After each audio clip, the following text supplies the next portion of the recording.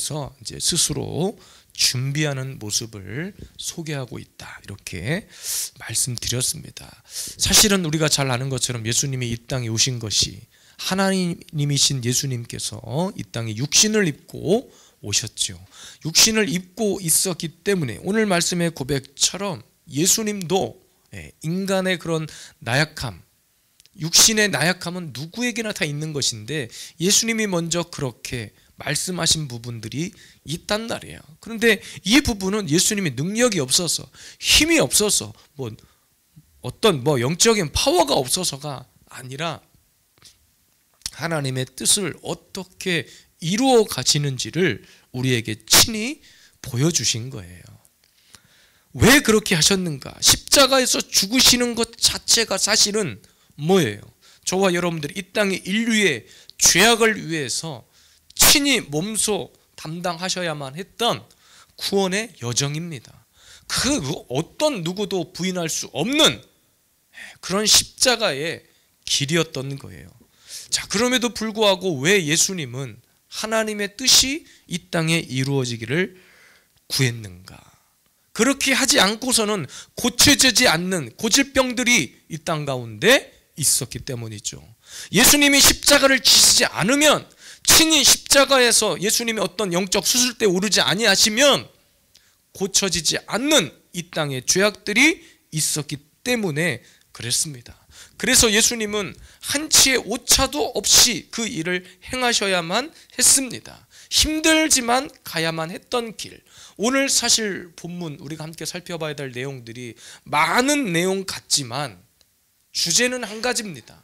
하나님의 뜻을 이루어 갈 때 오늘도 저와 여러분들이 어떤 태도를 가지고 어떤 모습을 가지고 행해야만 하는가. 우리 모두는 다 원해요.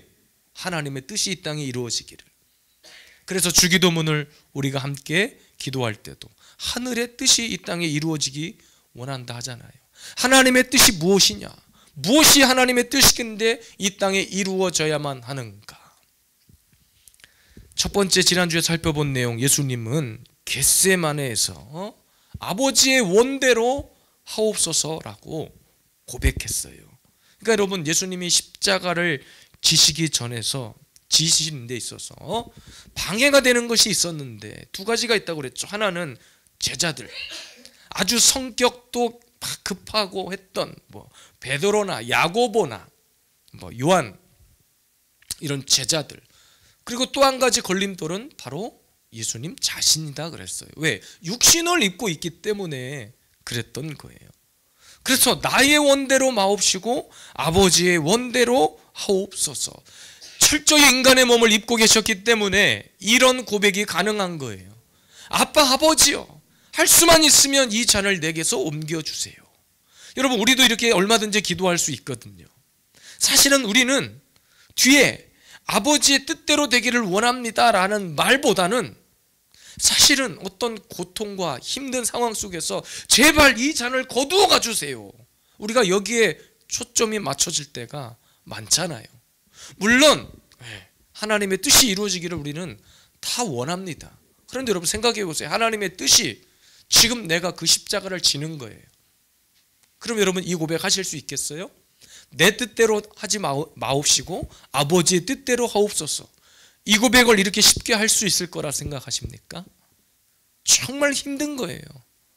너무나 힘들거든요. 지금 우리의 삶이, 우리의 형편이, 우리의 상황이 내 뜻대로 되지 않거든요. 말은 하나님의 뜻이 이루어지길 원합니다라고 하지만 할 수만 있으면 빨리 이 고통이 나에게서 지나가기를 우리는 원한단 말이에요. 이스라엘 백성들이 40년 광야 뺑뺑이를 돌 때 이런 기도 안 했을까요? 그들은 40년이 될 줄 알았을까요? 며칠이면 갈 수 있는 거리를 40년 뺑뺑이를 돌았는데 처음부터 40년 생각하고 들어갔겠냔 말이에요. 하나님의 계획과 하나님의 시간은 그렇지 않았어요. 그들은 아이고 하루면 되겠지, 이틀이면 되겠지, 잠깐이면 되겠지 했는데 그것이 아니었다는 거예요. 그래서 여러분, 아버지의 원대로 하옵소서, 이 말은 철저하게 저와 여러분들이 하나님 앞에 기도로 우리의 뜻을 굽히는 단계까지 나아가야 된다고 그랬습니다. 정말로 여러분의 인생 가운데 하나님의 뜻이 임하고 하나님의 놀라운 막 기적과 하나님의 은혜와 은총과 축복이 부어지기를 원하십니까? 그러면 내 고집, 내 생각, 내 뜻이 아니라 하나님 아버지의 뜻을 먼저 구하여야 하는데 기도로 꺾어야 된다는 거예요. 내 고집을 꺾어내야 된다는 거예요. 하나님 앞에 내 이성과 생각과 판단조차도 다 기도함으로 꺾어버려야 된다는 거예요. 예수님이 제자들이 곁에 있으면 문제가 될 것 같으니까 흩어버리셨어. 그러니까 예수님이 목자였고 그들이 양이었단 말이에요. 근데 목자에게 문제가 생기면 양들이 목자를 구할 수 있을까요? 없을까요? 제 질문이 어려우신가요? 양들을 인솔하는 목자에게 문제가 생겼어요. 원수들이 찾아와서 목자에게 해를 가하려고 해요. 칼을 들고 나를 죽이려고 한다고 칩시다. 그러면 양들이 목자를 구할 수 있을 거 생각하냐고요. 맹수들이 몰려오는데, 목자를 잡으려고 맹수들이 몰려오는데 양들이 목자를 구하려고 갑자기 변신해가지고 쫙 나타나서 목자를 구할 수 있냐는 거예요. 그때 양들이 해야 할 것은 흩어져 있는 거예요. 흩어져. 그러니까 예수님은 제자들을 결정적인 순간에 사실은 다 흩으셨어요. 그래서 27절에 예수께서 제자들에게 이르시되 너희가 다 나를 버리리라. 이는 기록된 바 내가 목자를 치리니 양들이 흩어지리라 하였음이니라. 이거 스가랴서 17장 7절의 말씀을 인용한 거예요. 왜? 양들이 있으면 안 돼. 예수님이 십자가를 져야 하는데 제자들이 있으면 방해가 돼. 뭔 방해? 하나님의 뜻이 이루어지는 것에 장애가 돼요. 그러니까 이 모든 상황들을 예수님은 십자가 앞에서 철저히 기도로 자신의 뜻을 꺾는 것을, 기도의 본을 보여주신 거예요. 오늘도 저와 여러분들에게 이런 기도의 능력과 은혜가 있기를 원합니다. 그냥 흩어지라고 한 게 아니에요. 그것은 하나님의 뜻이고 하나님의 계획이에요. 그래서 여러분, 우리는 삶의 예배를 드릴 때 흩어져서 각자가 있는 그 삶 속에서 예배를 드릴 수 있어야 되고 기도를 할 수 있어야 되는 거예요. 본 교회가 문제가 생기잖아요. 그럼 여러분들이 해야 될 것은 막 교회 문을 뜯고 들어오려고 하는 것이 아니라 흩어진 곳에서도 얼마든지 이곳에서처럼 하나님 앞에 무릎 꿇을 수 있어야 되고 예배할 수 있어야 됩니다. 그러니까 하나님의 뜻이 이루어지는 것이, 그 포인트가 어디에 있는지를 우리는 기억해야 돼요.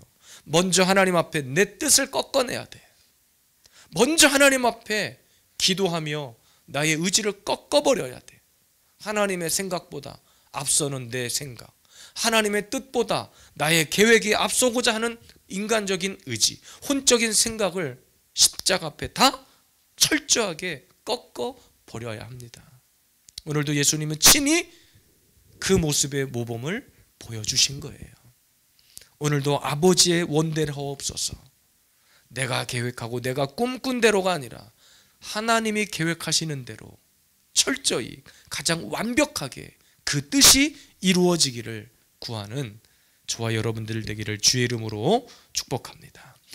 두 번째, 오늘 함께 살펴볼 내용입니다. 하나님의 뜻을 구하는 자의 두 번째 모습은 우편에 앉은 것과 구름 타고 오는 것을 보리라 라고 했습니다. 62절, 예수께서 이르시되 내가 그 나라 인자가 권능자의 우편에 앉은 것과 하늘 구름을 타고 오는 것을 너희가 보리라 하시니.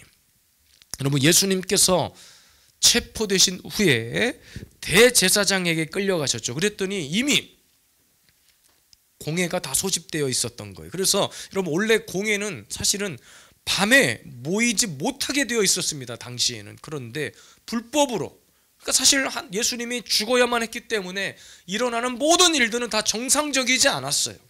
그러니까 불법으로 그렇게 소집을 해놓은 거예요. 그런데 아무리 증거를 찾아도 증거를 찾지 못했어요. 증거를 찾다 나오지 않았어요. 그러니까 본문 55절에도 그를 칠 증거를 얻지 못했다, 그렇게 기록합니다. 59절의 말씀에도 보니까 사람들이 자꾸 예수님에 대해서 고발하고 고자질하는 증언들이 있는데 59절에 그 증언도 서로 일치하지 않더라. 그 누가 봐도 말이 안 되는 일들이, 상황들이 일어난 거예요. 그러니까 그들이 결국엔 예수님 앞에 적용한 죄가 뭐예요? 예수님 앞에 적용한, 예수님을 죽이기 위해서 벌였던 신성 모독의 죄인데, 그때 당시에 뭐라고 예수님이 말했냐면 성전을 헐어버려라. 성전을 헐어버리는데 내가 3일 만에 다시 지을 거야. 그러니까 그들의 입장에서는 말도 안 되는, 아니 예수 자기가 뭔데 성전을 헐어버리고 다시 짓는다는 거야. 이거를 꼬투리 잡은 거지요. 58절, 우리가 그의 말을 들으니 손으로 지은 이 성전을 내가 헐고 손으로 짓지 아니한 다른 성전을 사흘 동안에 지으리라 하더라 하되, 이것으로 꼬투리를 잡은 겁니다.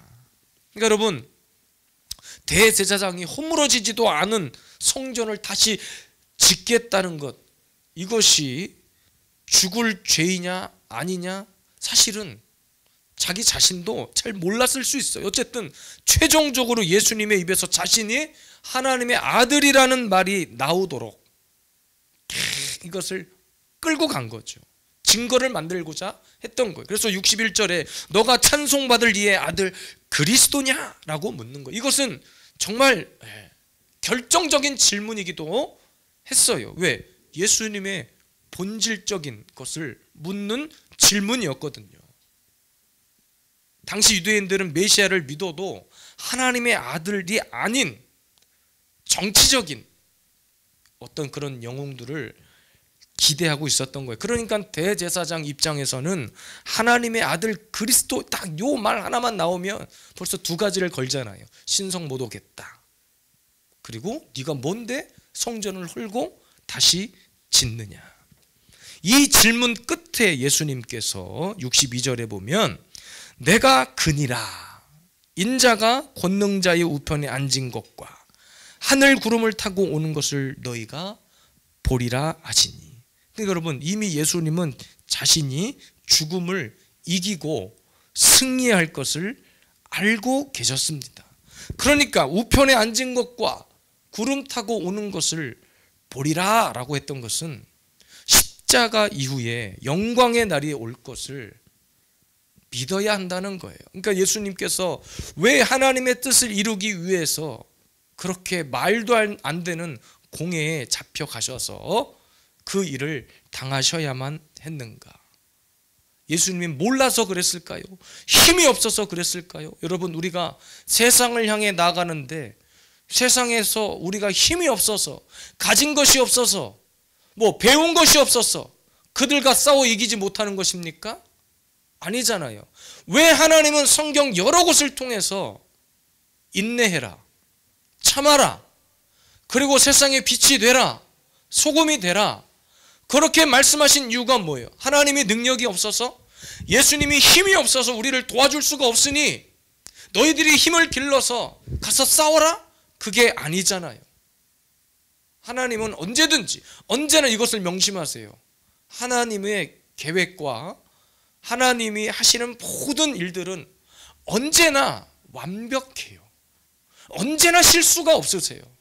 그렇기 때문에 예수님은 말도 안 되는 그런 공회에 잡혀가셨지만, 그들의 유도신물이 무언지 알고 계셨지만, 하나님의 계획은 그곳에서 잡혀서 십자가를 져야만 하는 것이었기 때문에 그곳에서 십자가의 최후를 당하신 거예요. 그러나 거기에 끝나지 않고 우리가 믿고 있는 이 핵심 복음의 역사는 십자가 이후에 예수 그리스도의 부활과 영광의 날이 온다는 것을 믿기 때문에 오늘도 하나님의 뜻이 이 땅 가운데 이루어지도록 우리는 기도해야 됩니다. 이 땅에서의 삶이 끝이 아니기 때문에 그런 거예요. 새벽에 목요일과 금요일 날은 데살로니가 전후서의 말씀을 살펴보는데, 사도 바울은 자신이 전하는 데살로니가 교인들의 서신에서 거의 모든 장에 예수 그리스도의 재림에 관한 이야기를 하고 있어요. 그 편지 내용에 거의 모든 장마다 예수 그리스도의 강림하심, 예수 그리스도의 강림하심, 이 내용을 기록하고 있어요. 그 내용을 기록하는 이유는 두 가지예요. 하나는 잘못된 신앙이 있었어요. 잘못된 재림신앙. 그러니까 요즘 말로 말하면 극단적으로 몰고 가는, 막 우리끼리 어디 가서 모여가지고 옛날에 꼭 영생교처럼 모여서 집단 생활하고 세상의 모든 삶을 다 포기하고 우리끼리 모여서 집단촌을 형성해서 막 그렇게 살아가려고 하는, 예수 그리스도의 재림이 임박했는데 우리가 뭐 이 땅에 미련이 있냐, 우리끼리 따로 모여, 마치 이런 식의 인식이 있었어요. 그리고 또 한 가지 잘못된 인식이 있는데, 그 예수 그리스도가 다시 오시는데 이미 죽은 자들은 또 어떻게 할 거예요? 그러니까 잘못된, 그들은 부활의 신앙을 잘못 오해하고 있었어요.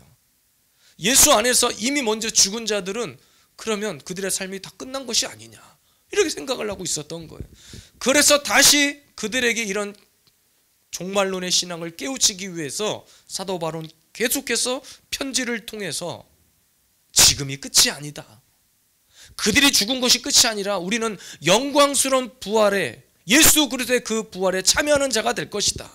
그래서 우리가 다시 육신을 입고 부활해서 공중에서 영광 중에 주님을 다시 맞이하게 될 거야. 이것을 계속 데살로니가 전후서를 통해서 사도 바울은 강조하고 있어요. 그러니까 여러분, 오늘 말씀도 똑같습니다. 우리의 이 땅에서의 삶이 오늘 그냥 죽으면 끝나버린다면 이 말씀에 아무런 의미가 없어요. 하나님의 뜻이 이 땅에 이루어지는 거 우리하고 전혀 상관없는 이야기일 수 있어요. 그런데 우리가 믿는 것은 예수 그리스도의 십자가 이후에, 죽음 이후에 예수 그리스도의 부활과 예수 그리스도의 그 부활을 통해서 장차 저와 여러분들도 어떻게 된다는 거예요? 우리도 새롭게 예수 그리스도의 부활, 예수 그리스도께서 다시 오실 때에 변화되어서 영광 중에 주님을 맞이하게 되기 때문에 오늘도 우리는 이 땅을 살아가며 내 뜻과 내 생각, 내 방향이 아니라 철저히 하나님의 뜻이 이 땅 가운데 이루어지기를 우리는 간구해야 됩니다. 이 땅에 죄를 짓고 사는 사람들이 많죠. 저를 포함해서 많은 사람들이 죄 앞에서 무너집니다. 심지어는 그것이 죄인지도 모르고 죄를 짓고 무너지는 사람들이 있을 거예요. 특별히 이 나라에 처해 있는 모든 영적인 상황들을 보면 마치 하나님이 없고 예수 그리스도가 없어서 한번 죽으면 끝나버리니까 그냥 이왕 사는 거 이렇게 살아버리자, 그냥 한번 살다가 끝나버리는 인생 그냥 막 살아버리자, 마치 이런 식으로 생각하고 막 사는 거야 그냥. 그러니까 나라가 갈수록 혼란스럽고 정신을 못 차리는, 제가 볼 땐 갈 길을 못 찾고 있는 것 같아. 왜 그렇습니까? 하나님의 계획, 하나님의 뜻이 없다고 믿기 때문에 그래요. 하나님을 철저히 두려워하지 않기 때문에 그래요. 예수님은 아셨어요. 자신이 어떻게 십자가에 죽게 될지, 자신이 어떻게 이 땅에서 삶이 끝나고 다시 부활하고 어떻게 영광 중에 다시 이들을 맞이하게 될지 예수님은 아셨습니다. 알았기 때문에 하나님의 뜻이 이 땅에 이루어지기를 간구했어요.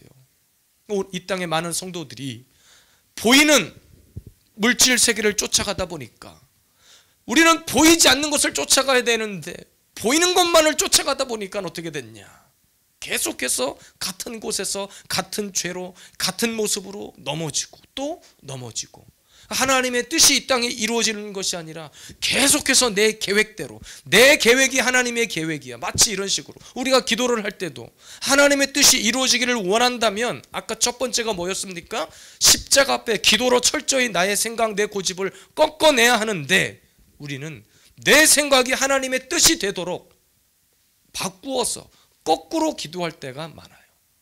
그 제가 여러 번 설교했어요. 제발 하나님 앞에 기도하면서 딜 좀 하지 말아라.